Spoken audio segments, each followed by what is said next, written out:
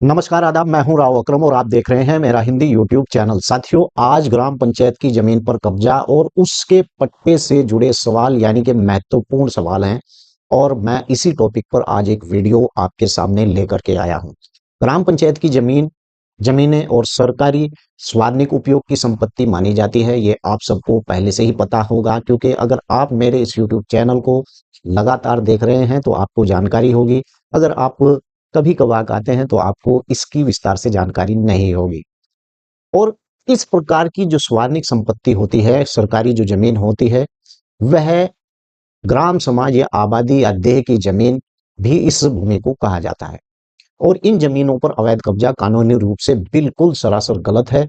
यहाँ कब्जा हटाने के लिए आज की इस वीडियो में मैं आपको बताऊंगा और पट्टा बनाने के लिए कानूनी पहलुओं पर 2025 में चल रहे नियमों का विवरण भी इस वीडियो के माध्यम तक आपके पास पहुंचाने का प्रयास करूंगा। लेकिन सबसे पहले आपसे जरूरी बात यह करनी है, भूमि से संबंधित, ग्राम पंचायत की अन्य जानकारियों से संबंधित या फिर कोई भी इस प्रकार का कोई भी योजना से संबंधित, या फिर मैं नेताओं के इंटरव्यू भी लेता रहता हूं अपने इस यूट्यूब चैनल पर किसानों की बाबत या योजनाओं के माध्यम को लेकर, तो आपसे गुजारिश है कि इस चैनल को आप जरूर सब्सक्राइब कर लें और हाँ, बेल आइकन की घंटी को दबाना ना भूलें। वीडियो को पूरा आपको देखना है, तभी आपको जानकारी होगी कि ग्राम पंचायत की जो भूमि होती है उस पर कैसे कब्जा हुआ होता है, उसे छुड़ाने के लिए आपको क्या करना चाहिए, कहाँ पर आपको इसकी शिकायत करनी चाहिए, या आपके पास इस प्रकार का कोई कब्जा है तो उस कब्जे को कोई छुटाने के लिए आपकी एप्लीकेशन दे रहा है। अक्सर कर ग्राम पंचायतों में ऐसा होता है कि आपने अगर किसी ग्राम पंचायत की भूमि के ऊपर कब्जा कर लिया तो आपके पड़ोसी के पेट में दर्द हो जाना शुरू होता है। यही एक सच्चाई है और बहुत से मेरे व्यूवर भी इसी बात को कहते हैं। कहीं भी जाकर आप पूछ लेना, शिकायत किसने की, शिकायत की उसके पड़ोसी ने या फिर ग्राम प्रधान वो करता है शिकायत जिसे आपने वोट ना दिया हो। तो इस प्रकार से कहना मतलब यही है कि अगर ग्राम पंचायत की या सरकारी कोई भूमि होती है तो वो स्वानिक उपयोग के लिए भी काम में लाई जाती है। अगर आप आबादी का भूमि का पट्टा आपके पास है या फिर आबादी में आपका मकान है इस प्रकार से, तो वो भूमि आरक्षित होती है आबादी की। ऐसे ही चरागाह की भूमि भी आरक्षित होती है, कल्याण की भूमि भी आरक्षित होती है। ये जो भूमि होती है ये स्वानिक उपयोग की होती है, जो गांव की जनता के काम आती है। यानी ग्राम पंचायत की जमीन पर पट्टा हटाने के लिए राज्य सरकारों के बहुत सख्त नियम लागू हुए हैं और कब्जा हटाने की प्रक्रिया को मैं अब आपको बताने जा रहा हूं। यानी कि ग्राम पंचायत की जमीन पर कब्जा और अतिक्रमण को आप कैसे हटा सकते हैं, और मैं ऐसे ही आपको बिल्कुल भी नहीं दिखाऊंगा, क्योंकि मेरे कंप्यूटर की स्क्रीन पर चलते हैं ताकि आपको पता चले कि वास्तव में इस प्रकार का नियम है। बहुत से लोगों को नियम के बारे में जानकारी नहीं होती है। शिकायत रिपोर्ट दर्ज करना, अगर आपकी आपके पड़ोसी या फिर आपने या आपके किसी ने शिकायत कर दी है तो शिकायत दर्ज इस प्रकार से होती है। अगर आप ना कब्जा करके कोई और व्यक्ति ग्राम पंचायत की भूमि पर कब्जा करता है, यानी वो इस बात को नहीं सोचता है कि ग्राम पंचायत में स्वानिक उपयोग की भूमि को इसलिए छोड़ा जाता है कि राज्य सरकार या किसी प्रकार का कोई प्रोजेक्ट या स्वास्थ्य स्कूल या फिर स्वास्थ्य विभाग किसी प्रकार का कोई हॉस्पिटल खोलना चाहता है, तो वहां पर गांव में भूमि ना होने के कारण वो सब राज्य सरकार का प्रस्ताव बेकार ही चला जाता है और आपके गांव के अंदर इस प्रकार का विकास नहीं होता है। मात्र उस जमीन को लेकर जिस जमीन का उपयोग सरकारी हॉस्पिटल, बिजली घर या इस प्रकार के किसी भी प्रोजेक्ट में किया जाना चाहिए। अगर कोई व्यक्ति शिकायत करता है तो स्थानीय अधिकारी को उसकी आप पहले शिकायत करें। अपने क्षेत्र के ग्राम प्रधान या फिर विकास अधिकारी, जिसे वीडियो भी कहा जाता है, लेखपाल, पटवारी या तहसीलदार लिखित में शिकायत देनी चाहिए। और भू mafia anti portal, Uttar Pradesh के अंदर ऑनलाइन एक पोर्टल है भू माफिया एंटी पोर्टल, आप उस पर भी जाकर उसकी शिकायत यानी दर्ज करवा सकते हैं। उत्तर प्रदेश राज्य में आप सीधे एंटी भू माफिया पोर्टल पर ऑनलाइन शिकायत दर्ज करा सकते हैं।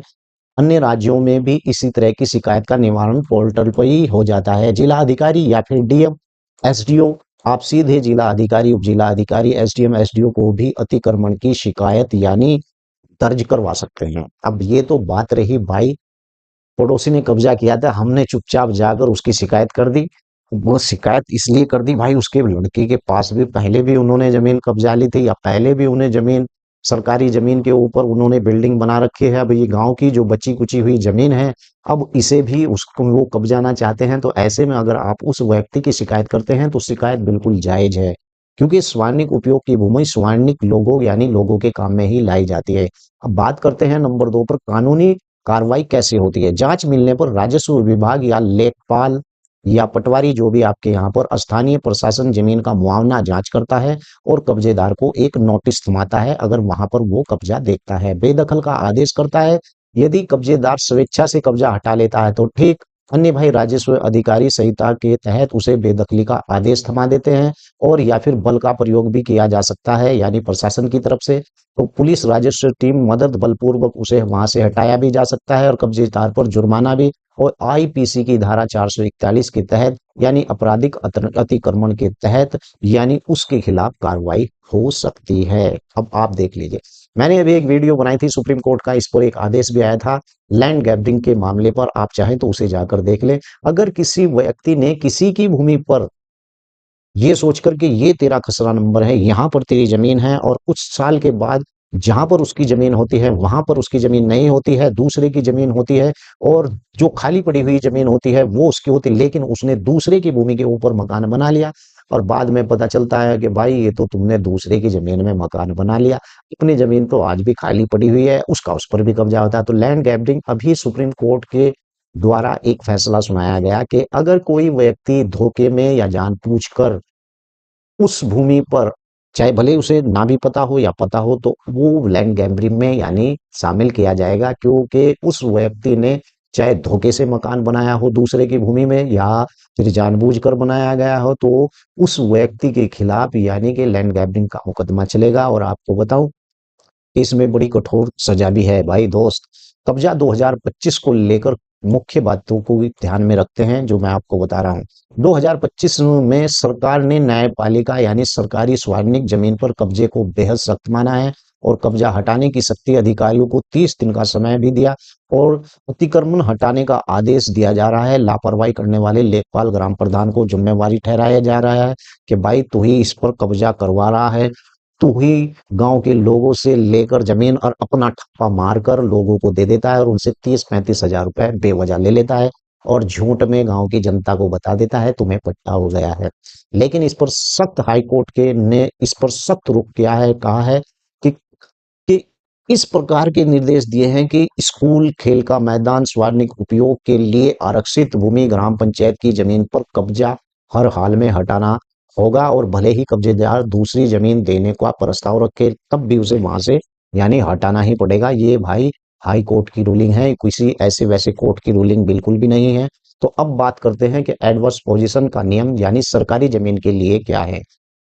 मैंने बहुत सी वीडियो में बता रखा है कि भाई अगर आपने सरकारी जमीन के ऊपर 30 साल से कब्जा कर रखा है तो वो भूमि पर आपको मालिकाना हक मिल जाएगा। लेकिन यहाँ पर आपको बता दूं, चलिए मैं आपको सीधा दिखाई देता हूँ।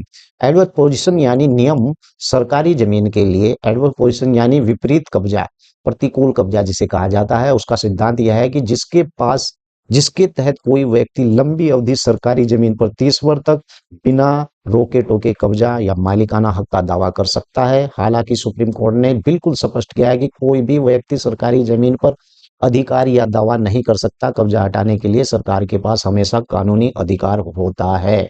यानी कहने का मतलब यही है कि भाई अगर तुम्हारी, लेकिन यहाँ पर मैं तुम्हें एक चीज और दिखाऊंगा, ये चीज आपको कोई भी नहीं बताएगा। यहाँ पर मैं आपको एक बात दिखा देता हूँ।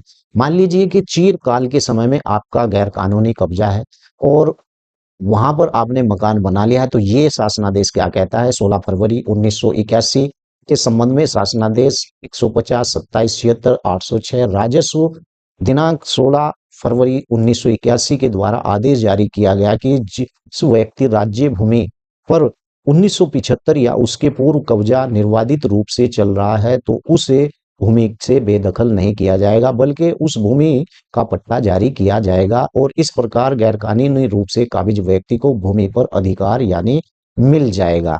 कहने का मतलब यह है कि भाई अगर आपका पुराना कब्जा है सन 1975 से, तो ऐसे कब्जे को लेकर एक प्रस्ताव हुआ था जो मैंने अभी आपको ऑनलाइन स्क्रीन पर दिखाया अपनी इस वीडियो के अंदर। और इस आधार पर आप, मैंने वैसे इस टाइटल पर पूरी वीडियो बना रखी है। इससे पिछली वीडियो अगर आप देख लेंगे तो सब समझ में आ जाएगा ये किस प्रकार का शासनादेश था। तो अगर आपका पुराना कब्जा है, वहां पर आपने सन 1975 से पहले यानी मकान बना रखा है, तो ऐसी स्थिति में आपको उस भूमि का मालिकाना हक दिया जा सकता है। ग्राम पंचायत की जमीन पर पट्टे का स्वामित्व कैसे बनेगा, उसी सीधे टॉपिक पर आ जाते हैं। तो चलिए लेकर चलता हूं। सामान्य तौर पर ग्रामीण ग्राम पंचायत अवैध कब्जा आधार पर पट्टा नहीं बनाया जाता, लेकिन सरकारी सामाजिक कल्याण उद्देश्य की विशेष परिस्थितियों में पट्टा जारी करते हैं। पट्टा बनाने के लिए नियम और राज्य विशिष्ट पट्टा जारी करने के नियम यानी पंचायती राज अधिनियम कानूनों के तहत किए जाते हैं। और पट्टा बनाने के आमतौर पर इस प्रकार का निर्णय है। ये पूरा चार्ट मैं आपको सीधे दिखा रहा हूं अपनी स्क्रीन पर। आवासीय पट्टा, रेजिडेंशियल पट्टा यानी कि गरीबी रेखा से नीचे बीपीएल परिवार के भेड़ पालक या कमजोर वर्ग के सामान्य व्यक्ति के लिए इस प्रकार का पट्टा दिया जाता है। यह आवंटन रियायती दरों पर निःशुल्क ग्राम पंचायतों के अंदर होता है। पुराना कब्जा नियमितीकरण, ऐसे परिवार जिन्हें एक निश्चित कट ऑफ डेट राजस्थान में जैसे 1996 या 2003 में, पहले हरियाणा में 2004 में आबादी की भूमि पर मकान बनाकर कब्जा कर लिया था, उसके पास रहने के लिए कोई भूखंड नहीं था। ऐसे में भूमि के सीमित आकार जैसे 300 वर्ग नियमित करके पट्टा दिया जा सकता है। अब मैं इसके बारे में आपको बता दूं क्योंकि समझ में नहीं आया होगा। राजस्थान के द्वारा एक जो है दो 1996 से 2003 से पहले अगर किसी व्यक्ति ने किसी सरकारी भूमि पर 300 वर्ग मीटर पर कब्जा कर रखा था और उस पर मकान बना रखा था, तो ऐसे व्यक्ति को उस भूमि का मालिकाना हक दे दिया गया। राज्य सरकार को पूरा अधिकार है कि भाई वो कानून बना सकती है। और ऐसे ही हरियाणा के अंदर हुआ था कि जिन व्यक्तियों ने 2004 से पहले किसी भूमि पर कब्जा कर मकान बना रखा था, तो उसका मकान बना हुआ कब्जा उसने कर रखी थी, भूमि पर कब्जा कर रखा था, तो उसे सरकार ने वहीं का वहीं रहने दिया और उस पर सरकार ने यानी पट्टे का रूलिंग उसे उस भूमि के कागज बना दिए, यानी मालिकाना हक दे दिया। आवंटन राज्य सरकार की कल्याणकारी जो पुनर्वास योजना के तहत होता है ग्राम पंचायतों के अंदर, जैसे मुख्यमंत्री आवास योजना, किसी अन्य योजना या भूमिहीन लोगों को इस प्रकार के पट्टे दिए जाते हैं।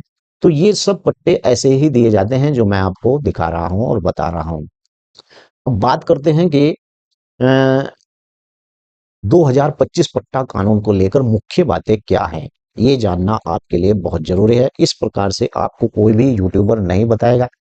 अगर बताएगा तो कहीं की कहीं बात जाकर आपको बताएगा, लेकिन यहाँ पर मैं आपको अपने स्क्रीन पर सीधा सीधा बता रहा हूँ, दिखा भी रहा हूँ और आप चाहे तो रिपीट कर कर भी देख लें। 2025 के कानून को लेकर जो मुख्य बातें हैं, मकान हक देने की पहल यानी हरियाणा राज्य सरकार ने उन लोगों को मालिकाना हक देने की शुरुआत की जो मैंने पहले ही बता दी। कट ऑफ डेट 2004 से पहले जिन्होंने पंचायत की भूमि पर मकान बना रखा था उन लोगों को मालिकाना हक दिया गया, लेकिन यहाँ पर शर्त कट ऑफ अपडेट से निर्माण का प्रमाण पत्र देना होगा। यानी कि आपने 2004 से पहले मकान बना रखा तो इसका उन्हें प्रमाण देना पड़ा था। स्वामित्व इसलिए दिया गया, SVAM-ITVA यानी योजना के उद्देश्य ग्रामीण क्षेत्रों में यानी आबादी दे जमीन ड्रोन सर्वे किया गया था। आपने पहले भी देखा है, स्वामित्व योजना के आधार पर उन लोगों को भी उस भूमि पर यानी मालिकाना हक दे दिया गया था। या फिर कई राज्यों में पट्टा आवेदन की प्रक्रिया सीधी ऑनलाइन होती है। आप इसे सीधी ऑनलाइन भी समय और निर्धारित जो है फाइल लामिल कर सकते हैं। इस प्रकार से कई राज्यों में इस प्रकार की जो पहल है कि पट्टा बनाने के लिए कई राज्यों की वेबसाइट के ऊपर इस प्रकार की ऑनलाइन सुविधाएं हैं। अब पट्टा बनाने के लिए सामान्य तौर पर दस्तावेज क्या चाहिए, चलिए मैं आपको अगर बता भी देता हूं कि आप ऑनलाइन इस प्रकार से पट्टा के लिए आवेदन कर सकते हैं। तो आपके पास ये दस्तावेज होने बहुत जरूरी होते हैं। आवेदन पत्र, जो घोषणा पत्र होता है वो, आवेदन का पहचान पत्र, आधार कार्ड, निवास प्रमाण पत्र, पुरानी मतदाता सूची, बिजली पानी का अगर आपके पास बिल है, SC ST होने पर जाति प्रमाण पत्र का लाभ आप ले सकते हैं। कब्जे का समर्थन यानी पड़ोसियों की गवाही या फिर उसके नियमितीकरण योजनाओं को और साइड प्लान का नक्शा जहां पर आप इस प्रकार की वो भूमि पड़ी हुई है, यानी कि ग्राम पंचायत की जमीन पर कब्जा हटाना या पट्टा बनाने के नियम राज्य सरकार के अलग अलग हो सकते हैं। क्या आप किसकी राज्य में रहते हैं और मेरी वीडियो देख रहे हैं तो आप अपने राज्य का नाम बताएं, मैं वहां पर आपको बता दूंगा कि आपके यहाँ पर ऑनलाइन पट्टा किस वेबसाइट पर जाकर होगा। वीडियो कैसी लगी है वीडियो के नीचे लिखकर जरूर बताएं। अगर पहली बार इस यूट्यूब चैनल पर आए हैं तो आपके काम आने वाला यूट्यूब चैनल है, कहीं को कोने में पड़ा रहेगा। सब्सक्राइब जरूर कर दें और वीडियो को लाइक शेयर जरूर कर दें।